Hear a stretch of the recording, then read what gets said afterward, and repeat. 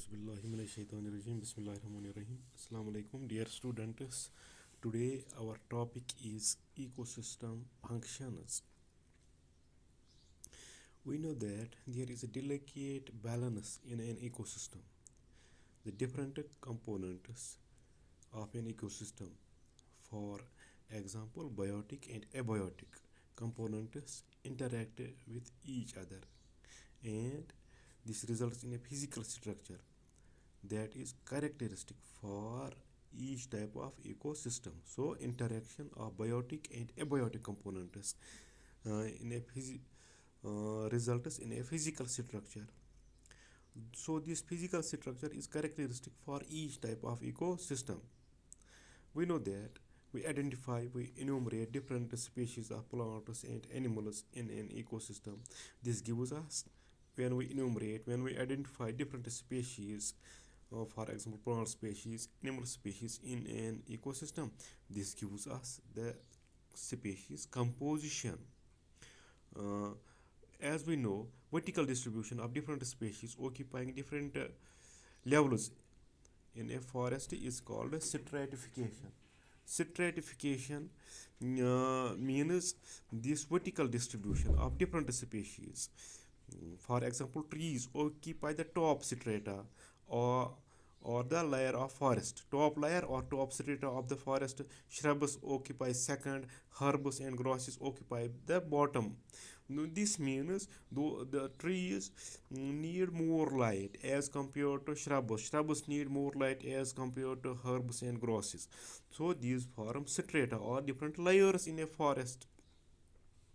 The composition of ecosystem, uh, the components of the ecosystem are seen to function as a unit.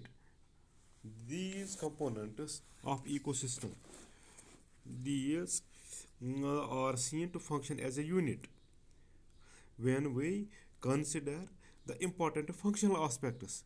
When we consider the important functional aspects of an ecosystem, these these components are seen to function as a unit. There are four important functional aspects of an ecosystem. These are productivity, decomposition, energy flow, and nutrient cycling. Four important functional aspects. So far as functional aspects of an ecosystem are concerned, there are four important functional aspects of an ecosystem: productivity, decomposition, energy flow, and nutrient cycling. First, we will take this productivity. Productivity means the rate of synthesis of energy containing organic matter or biomass by any tropic level per unit area in unit time is described as its productivity. It means the amount of energy or organic matter or biomass produced by any tropic level per unit area in a unit time, that is called productivity.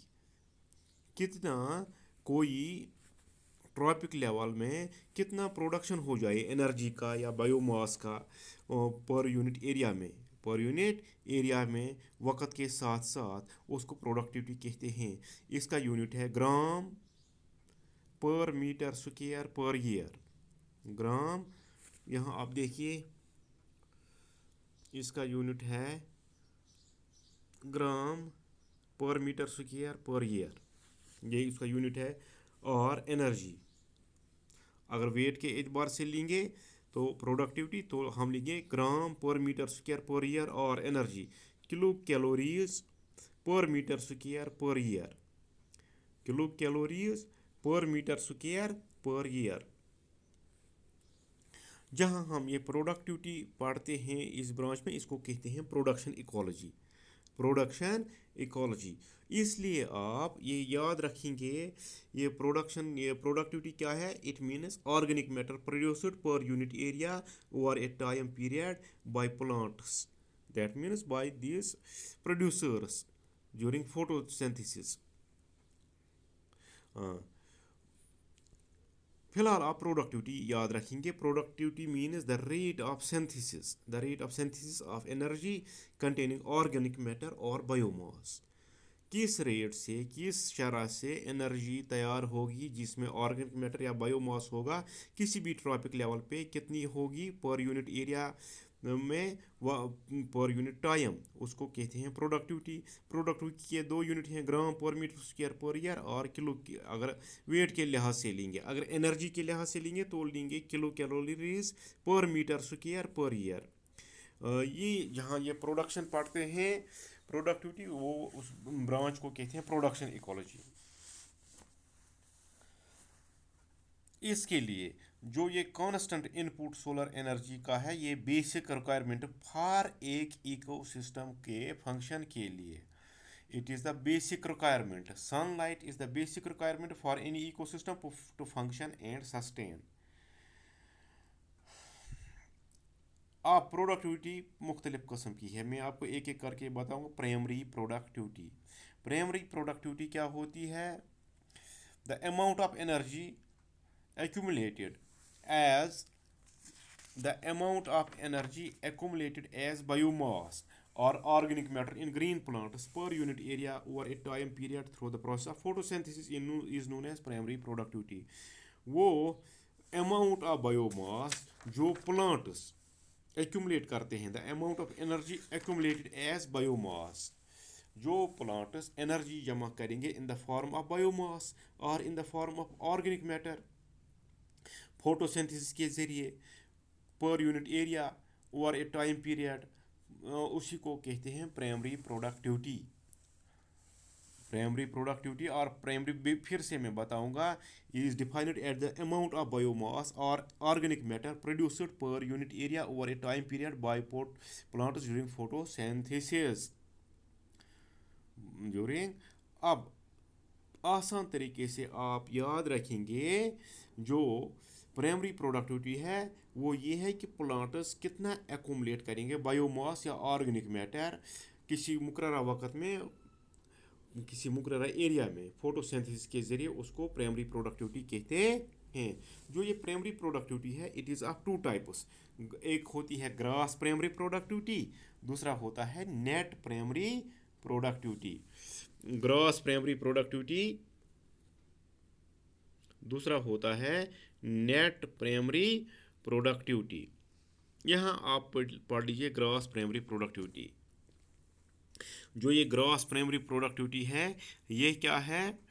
Total organic matter produced by producers in the process of photosynthesis per unit time and area, इसको gross primary productivity कहते हैं। जो total organic matter plants produce करेंगे photosynthesis के दौरान पर area में, किसी मुकर्रर एरिया में, किसी मुकर्रर वक्त में, उसको ग्रॉस प्राइमरी प्रोडक्टिविटी कहते हैं। इसमें क्या आता है? It includes weight of organic matter added in the body of the producers. इसमें वो ऑर्गेनिक मैटर भी होता है जो उसमें ऐड होता है प्रोड्यूसर की बॉडी के साथ। plus the losses suffered by them due to respiration, grazing and other damages।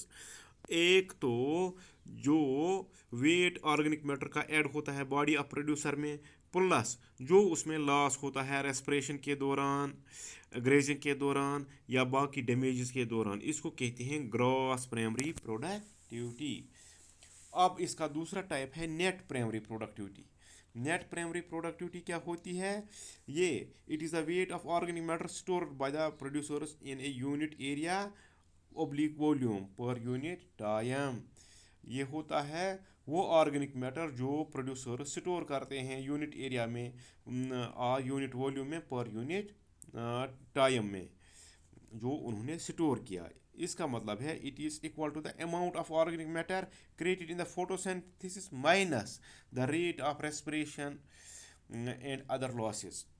इसमें जो नेट होता है, नेट का मतलब ही यही है, जितना ग्रास था नेट होता है बराबर, नेट प्राइमरी प्रोडक्टिविटी होती है बराबर ग्रास कितना था माइनस इसमें रेस्पिरेशन के दौरान लॉस कितना हो गया या बाकी लॉसेस कितने हो गए, जो मैंने अभी बोला था रेस्पिरेशन के दौरान, ग्रेसिंग के दौरान या डैमेजेस के दौरान। ये था नेट प्राइमरी प्रोडक्टिविटी। अब आपको क्लियर हो गया ग्रास क्या है। ग्रास होता है वो टोटल जो प्लांट प्रोड्यूस करे, जो प्लांट टोटल प्रोड्यूस करे फोटोसिंथेसिस के दौरान पर यूनिट टाइम पर यूनिट एरिया में, उसको कहते हैं ग्रॉस प्राइमरी प्रोडक्टिविटी। इसमें वो वेट होता है प्लांट का जो वो एकोमुलेट करता है बॉडी में, ऐड करता है वेट प्लस लॉसेस जो रेस्पिरेशन ग्रेजिंग या बाकी प्रोसेस के दौरान होते हैं। नेट होता है जो उसने टोटल प्रोड्यूस किया माइनस उसके लॉसेस, उसको कहते हैं नेट। अब है हमारा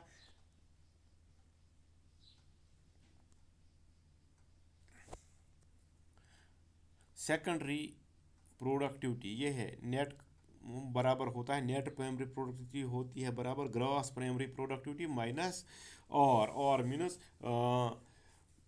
rate of respiration and other losses. Secondary productivity, the rate of resynthesis of organic matter by the consumers is known as secondary productivity. For example, plants ने जो प्रोड्यूस किया, प्लांट्स ने जितना ये ऑर्गेनिक मैटर एकोमुलेट किया या biomass accumulate किया, फिर ये दूसरी लेवल पे गया कंज्यूमर्स के पास या मैं कहूँगा हर्बीवोर्स के पास। जो वहाँ रिसेंथिसिस ऑर्गेनिक मैटर की हुई कंज्यूमर्स, उसको कहते हैं secondary productivity. Secondary productivity means the rate of resynthesis of organic matter by the consumers. Rate of resynthesis, जो रिसेंथिसिस होती है ऑर्गेनिक मैटर की कंज्यूमर्स के जरिए, उसको कहते हैं secondary productivity. It depends upon the loss, ये डिपेंड होती है लॉस पे, जिस वक्त एनर्जी ट्रांसफ़र होती है जिसमें ऑर्गेनिक मैटर होता है एक लेवल से। फॉर एग्जांपल प्रोड्यूसर से ये जाएगी या प्लांट से हर्बीवोर्स की तरफ, या यहाँ लिखेंगे प्रोड्यूसर से कंज्यूमर्स की तरफ, वो भी ठीक है। जो ये होती है इसका दारमदार होता है ये कितना होगा, यहाँ से जो एनर्जी ट्रांसफ़र हो गई इस लेवल पे प्रोड्यूसर्स टू कंज्यूमर्स या प्लांट्स टू हर्बीवोर्स, इसमें लॉस कितना हो गया इस ट्रॉपिक लेवल से इस ट्रॉपिक लेवल में जब एनर्जी ट्रांसफ़र हो गई, प्लस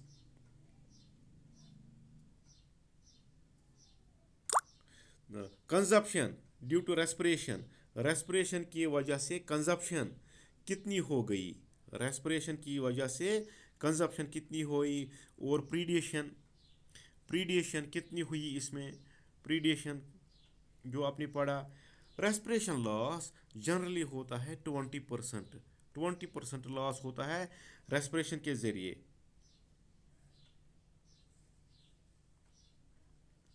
ऑटोट्रॉप्स में 20% होता है रेस्पिरेशन लॉस, 30% हर्बीवोर्स में होता है रेस्पिरेशन लॉस, ये होता है प्लांट्स में, ये होता है हर्बीवोर्स में, और 60% लॉस होता है कॉर्निवोर्स में, कॉर्निवोर्स में 60%। इसलिए हम कहेंगे यहाँ प्रोडक्टिविटी जितनी थी उसमें 20% लॉस होता था रेस्पिरेशन का, यहाँ प्रोडक्टिविटी जितनी थी इसमें 30% लॉस होता था, यहाँ प्रोडक्टिविटी जितनी थी इसमें 60% लॉस होता है। इसलिए जो नेट प्रोडक्टिविटी होती है वो डिक्रीज होती है, वो डिक्रीज होती है ईच ट्रॉपिक लेवल पे, ईच ट्रॉपिक लेवल पे नेट प्रोडक्टिविटी डिक्रीज होती है।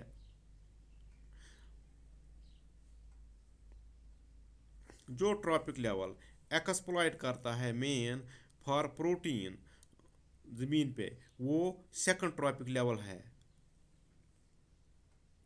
इसी तरह ocean third trophic level, fourth trophic level, fifth trophic level आती है ओशन की। लैंड जो है वो सेकंड ट्रॉपिक लेवल है। अब हम यही पढ़ेंगे प्रोडक्टिविटी लेवल्स क्या होती है। प्रोडक्टिविटी लेवल्स जो होती हैं उनका दारमदार होता है प्लांट स्पीशीज जो है एरिया में, उस पर उसका दारमदार है। Productivity levels depend on plant species of the area, plant species area में कौन कौन सी हैं, उनकी फोटोसिंथेटिक कैपेसिटी कितनी है, और उनके लिए न्यूट्रेंट्स कितने अवेलेबल हैं, सोलर रेडिएशंस कितनी अवेलेबल हैं, प्रेसिपिटेशन या रेनफॉल कितना अवेलेबल है, सॉयल टाइप कैसा है, एंड और एनवायरमेंटल फैक्टर्स वहाँ कैसे हैं। जो प्रोडक्टिविटी लेवल्स 90% to 32% ओशंस में प्रोडक्टिविटी लेवल्स हैं।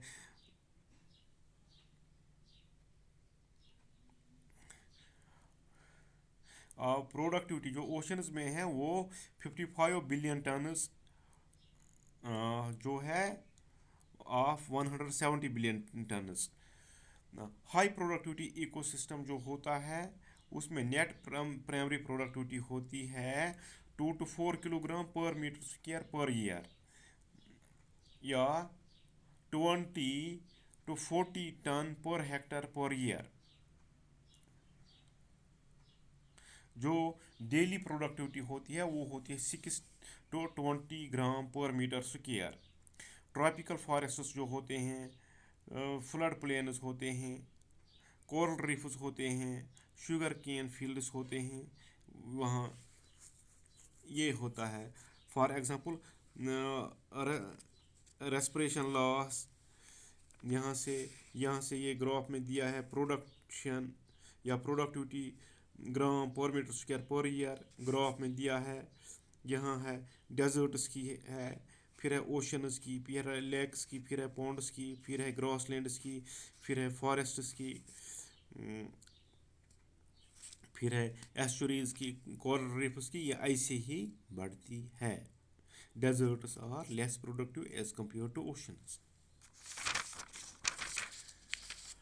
एवरेज प्रोडक्टिविटी जो होती है एक इकोसिस्टम की वो होती है 1 to 2 kilogram per metre square पर ईयर, या 10 to 20 ton per hectare per year. Daily होता है 3 to 5 ग्राम पर मीटर स्क्वायर।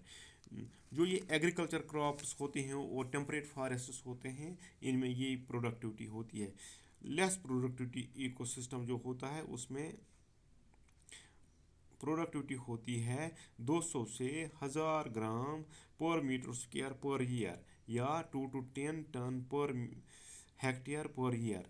डेली जो होता है वो होता है 0.5 to 3 ग्राम पर मीटर स्क्वायर। ये ग्रासलैंड इकोसिस्टम में। लो प्रोडक्टिविटी इकोसिस्टम जो होता है उसमें नेट प्रोडक्टिविटी लेस देन 200 ग्राम पर मीटर स्क्वायर पर ईयर होता है। मैंने अभी बोला था डेजर्ट, या 2 ton per hectare per year. For example hot deserts होते हैं, कोल्ड डेजर्ट्स होते हैं, या डीप सीज होते हैं जहाँ ज़्यादा पेनिट्रेशन सोलर लाइट की नहीं होती है, वो होते हैं लो प्रोडक्टिविटी इको सिस्टम। अब कुछ factors which affect productivity. For example light affects primary productivity. Solar radiations का अहम रोल होता है प्रोडक्शन पे। मैक्सिमम लाइट होती है ट्रॉपिक्स में, मिनिमम होती है पोल्स में। नेट प्राइमरी प्रोडक्टिविटी जो होती है ट्रॉपिक्स की वो ज़्यादा होती है बनिस्बत टेम्परेट फॉरेस्ट्स की, क्योंकि ट्रॉपिक्स में ज़्यादा होती है लाइट। ऐसे ही एक्वेटिक जो होते हैं उनकी प्रोडक्शन एक्वेटिक हैबिटेट्स लेस होती है बनिस्बत टेरेस्ट्रियल हैबिटेट्स। एक्वेटिक की 55 बिलियन टन्स होती है, टेरेस्ट्रियल की 115 बिलियन टन्स होती है। ये होता है लाइट का रोल जो इफ़ेक्ट करता है प्रोडक्टिविटी पे।